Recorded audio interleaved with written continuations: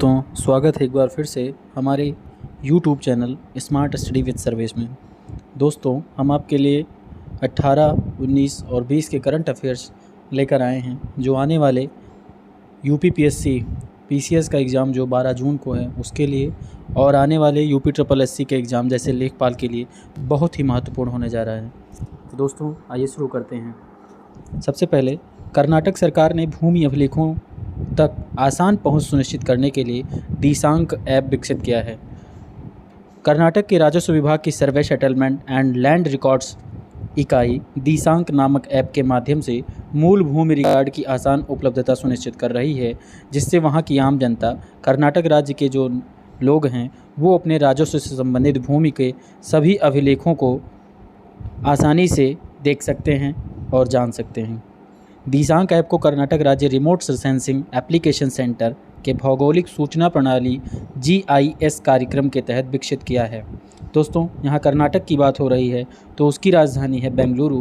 कर्नाटक के मुख्यमंत्री हैं श्री बसवराज M बोम्मई। कर्नाटक के राज्यपाल हैं थावर चंद गहलोत जी। अगले क्वेश्चन की तरफ चलते हैं। प्रशांत झावेरी जो फ्लिपकार्ट हेल्थ के CEO बनाए गए हैं। फ्लिपकार्ट हेल्थ ने प्रशांत झावेरी जी को अपना नया CEO नियुक्त करने की घोषणा की है। वो भारत के तेज़ी से बढ़ते स्वास्थ्य सेवा क्षेत्र में फ्लिपकार्ट के प्रवेश के प्रभारी होंगे। फ्लिपकार्ट हेल्थ में शामिल होने से पहले Jhaveri Apollo health and lifestyle limited और मेडीबडी के CEO थे। इससे पहले अपने करियर में उन्होंने मेडी असिस्ट ग्रुप के साथ मुख्य व्यवसाय अधिकारी के रूप में काम किया है। दोस्तों, फ्लिपकार्ट, मिंत्रा, फ्लिपकार्ट होलसेल, फ्लिपकार्ट हेल्थ और क्लियर ट्रिप फ्लिपकार्ट ग्रुप का हिस्सा है और जो भारत के सबसे बड़े डिजिटल कॉमर्स उद्यमों में से एक है। इसके अलावा फ्लिपकार्ट समूह के पास भारत के सबसे लोकप्रिय भुगतान ऐप में से फ़ोनपे में बहुत ही बड़ी हिस्सेदारी है। तो याद रखेंगे, फ्लिपकार्ट हेल्थ के जो CEO बनाए गए हैं वो प्रशांत झावेरी जी को बनाया गया है। नेक्स्ट क्वेश्चन की तरफ चलते हैं। SBI हैदराबाद में innovation, incubation and acceleration centre स्थापित किया है। तो state bank of India Hyderabad Telangana में एक इनोवेशन, इंक्यूबेशन और एक्सेलरेशन सेंटर स्थापित करेगा। बात यहाँ SBI की हो रही है तो उससे जुड़ी महत्वपूर्ण चीज़ें जानना ज़रूरी है। स्टेट बैंक ऑफ इंडिया की स्थापना 1 जुलाई 1955 को हुई थी। भारतीय स्टेट बैंक मुख्यालय जो है मुंबई में है और इसके जो अध्यक्ष हैं वो दिनेश कुमार खारा जी हैं। अगले क्वेश्चन की तरफ चलते हैं। हुरून ग्लोबल रिच लिस्ट 2022 में एलन मस्क टॉप पर हैं। स्पेस एक्स और टेस्ला के जो संस्थापक हैं एलन मस्क, उनको 2022 में ग्लोबल रिच लिस्ट में शीर्ष स्थान प्राप्त किया है, जिनकी कुल संपत्ति 205 बिलियन डॉलर है। Amazon.com इंक के कार्यकारी अध्यक्ष जेफ बेजोस 188 बिलियन डॉलर की कुल संपत्ति के साथ दूसरे स्थान पर हैं। 153 बिलियन डॉलर की कुल संपत्ति के साथ बर्नार्ड अर्नॉल्ट जो दुनिया की सबसे बड़ी लग्जरी गुड्स कंपनी के मुख्य कार्यकारी हैं वो तीसरे स्थान पर हैं। भारत से रिलायंस इंडस्ट्रीज़ लिमिटेड RIL के अध्यक्ष Mukesh Ambani 2022 Hurun global list की सूची में एकमात्र व्यक्ति हैं जो 9वें स्थान पर 103 अरब डॉलर की संपत्ति के साथ 9वें स्थान पर मौजूद हैं। तो याद रखने वाली चीज़ है कि जो मुकेश अंबानी हैं वो भारत के साथ साथ एशिया के सबसे अमीर व्यक्ति हैं। नेक्स्ट क्वेश्चन की तरफ चलते हैं।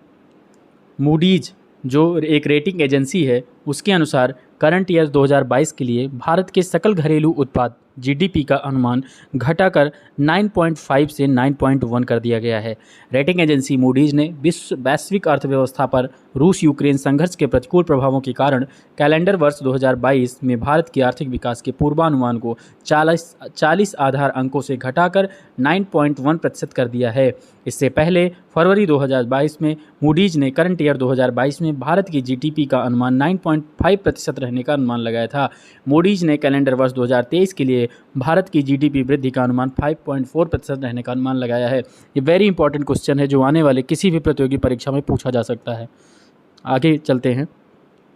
मिस वर्ल्ड 2021 पोलैंड की कैरोलिना बिलावस्का कैरोलिना बिलावस्का को ताज पहनाया गया है? दोस्तों, पोलैंड की कैरोलिना बिलावस्का ने मिस वर्ल्ड 2021 का खिताब अपने नाम किया है। उन्हें जमाइका की 2019 मिस वर्ल्ड, जो 2019 में मिस वर्ल्ड बनी थी, उनका नाम है टोनी एनसिंग ने, जो 2021 में जीती हैं पोलैंड की कैरोलिना बिलावस्का को ताज पहनाकर खिताब उनके नाम किया। उन्हें प्रतिष्ठित खिताब हासिल करने के लिए यूएसए, इंडोनेशिया, मैक्सिको, उत्तरी आयरलैंड और कोटे डी आइवर को हराया था। तब जाके उन्होंने 2021 का मिस वर्ल्ड खिताब जीता। संयुक्त राज्य अमेरिका भारतीय मूल की अमेरिकी नागरिक श्री सैनी ने प्रथम उपविजेता का खिताब हासिल किया है। इसके बाद दूसरे जो विजेता थी, दूसरे नंबर की सेकंड पोजीशन की, वो हैं डी आइवर, जो ओलिविया एस का स्थान रहा।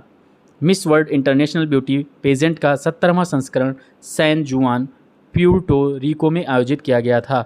याद करने वाली चीज़ है कि मिस वर्ल्ड 2021 17वां संस्करण था, जो सैन जुआन, प्यूर्टो रिको में आयोजित किया गया। मिस वर्ल्ड 2019 टोनी एनसिंग ने रूस यूक्रेन संकट के बीच यूक्रेन के साथ एकजुटता व्यक्त करने के लिए 70वें मिस वर्ल्ड पेजेंट के दौरान द प्रेयर किया।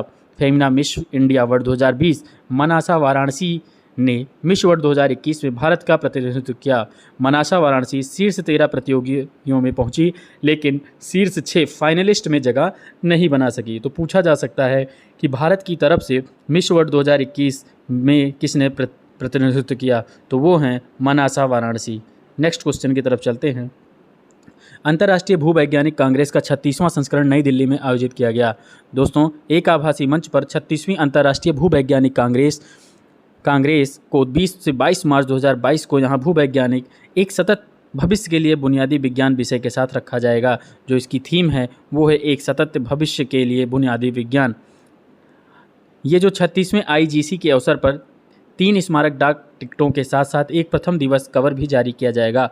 भारत ने 58 साल पहले IGC का 22वां संस्करण आयोजित किया था, जो एशिया भूमि पर पहला IGC था। तो इस बार पुनः 36वां IGC भारत मेजबानी करने के लिए तैयार है। नेक्स्ट क्वेश्चन की तरफ चलते हैं। भारत का आयुध निर्माण दिवस, ये जो कि 18 मार्च को मनाया गया। आयुध निर्माण दिवस हर साल 18 मार्च को मनाया जाता है। भारत की सबसे पुरानी आयुध निर्माण, जो कोलकाता के कोसीपोर में है, का उत्पादन 18 मार्च 1802 को शुरू किया गया था। OFB दुनिया का 37वां सबसे बड़ा रक्षा उपकरण निर्माता है। एशिया में दूसरा सबसे बड़ा और भारत में सबसे बड़ा है। OFB की स्थापना दोस्तों 1775 में हुई थी और इसका मुख्यालय आयुध भवन कोलकाता में है। OFB में 41 आयुध कारखाने, 9 प्रशिक्षण संस्थान, 3 क्षेत्रीय विपणन केंद्र और 5 क्षेत्रीय सुरक्षा नियंत्रक शामिल हैं, जो पूरे भारत में फैले हुए हैं। तो याद रखिएगा, भारत का जो आयुध निर्माण दिवस है वो प्रत्येक वर्ष 18 मार्च को मनाया जाता है। नेक्स्ट क्वेश्चन की तरफ चलते हैं। अंतर्राष्ट्रीय प्रसन्नता दिवस, ये बहुत ही महत्वपूर्ण क्वेश्चन है, जो आने वाले किसी भी एग्जाम में पूछा जा सकता है और ज़रूर पूछा जाएगा। जानते हैं इसके बारे में। दुनिया भर में हर साल 20 मार्च को अंतर्राष्ट्रीय प्रसन्नता दिवस मनाया जाता है। संयुक्त राष्ट्र ने इस दिन को 2013 में मनाना शुरू किया था, लेकिन इसके लिए प्रस्ताव 12 जुलाई 2012 को पारित किया गया था। संकल्प की शुरुआत भूटान ने की थी। सोचने वाली बात है कि भूटान इतना गरीब देश है, लेकिन उन्होंने एक अच्छी पहल शुरू की, प्रसन्नता दिवस मनाना का प्रस्ताव रखा, जो कि प्रशंसनीय है, जिसने राष्ट्रीय खुशी के महत्व पर प्रकाश डाला। हैप्पीनेस डे 2022 की थीम है शांत रहो, समझदार रहो और दयालु रहो। Keep calm, stay wise and be kind. हर संभव स्थिति में शांत रहना ही खुशी और संतुष्टि की कुंजी है। दोस्तों, 1970 के दशक में भूटान ने शुरू में राष्ट्रीय आय पर राष्ट्रीय खुशी के मूल्य को प्राथमिकता दी थी। भूटान को 66वीं महासभा में सकल राष्ट्रीय उत्पाद पर सकल राष्ट्रीय खुशी के लक्ष्य को अपनाने के लिए जाना जाता है। तो बात करें अंतर्राष्ट्रीय प्रसन्नता दिवस के बारे में, तो दोस्तों फिनलैंड विश्व प्रसन्नता रिपोर्ट 2022 में पहले स्थान पर है, जबकि भारत 136वें स्थान पर है।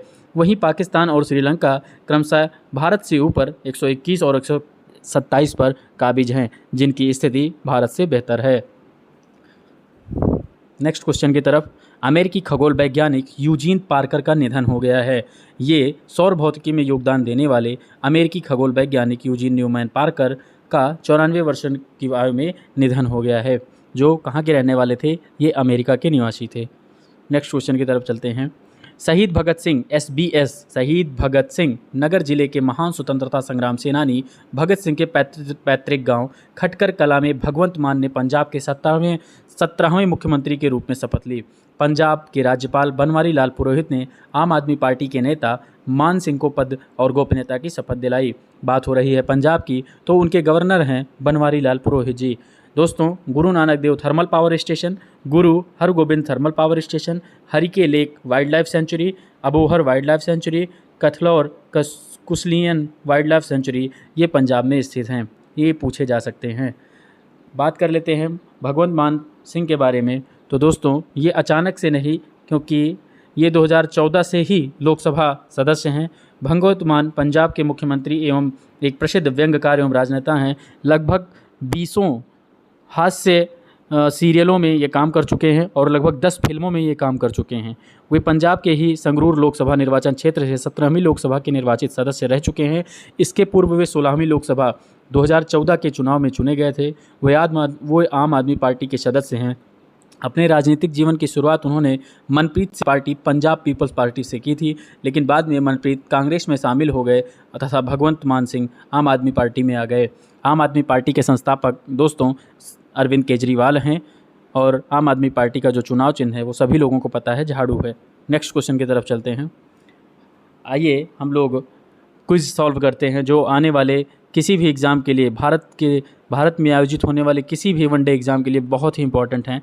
दोस्तों, QR कोड आधारित GI टैग हाथ से बुने हुए कश्मीरी कालीन की पहली कंसाइनमेंट हाल ही में किस देश को निर्यात की गई? तो वो है दोस्तों जर्मनी। वित्तीय वर्ष 2022-23 के लिए मॉर्गन स्टैनली के अनुसार भारत की GDP वृद्धि का नवीनतम अनुमान क्या है? वो है 7.9%।